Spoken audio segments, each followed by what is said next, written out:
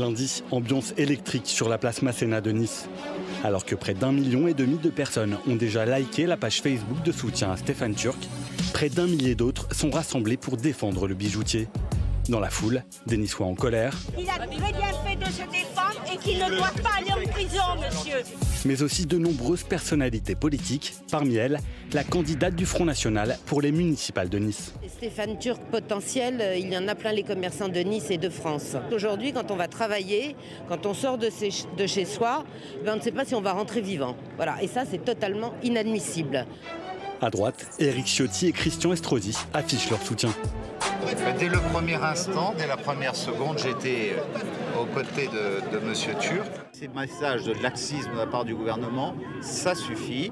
Nous devons veiller à ce que la peur change de camp, tout simplement, dans notre pays. Exactement. Le lendemain, Manuel Valls se rend sur les lieux du drame. S'il déclare comprendre la colère des commerçants niçois, son message au soutien du bijoutier est clair. Même face à l'insupportable, la justice doit à chaque fois prévaloir. Et c'est la justice qui fait justice. C'est le fondement même de notre société.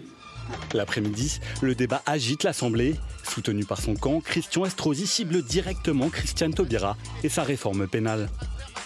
Madame la ministre, depuis votre arrivée au pouvoir, vous n'avez eu de cesse d'envoyer des signes de mansuétude à la délinquance.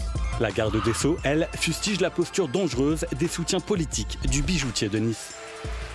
Une attitude et des propos anti-républicains, monsieur le député, parce que vous mettez en danger l'état de droit, que vous donnez des leçons alors que vous avez laissé une situation désastreuse, calamiteuse, qui met en péril la sécurité des Français. Mercredi, c'est au tour de François Hollande d'alerter sur les risques de raccourcis et de simplification dans cette affaire, des risques préjudiciables à l'esprit de la République, selon le chef de l'État.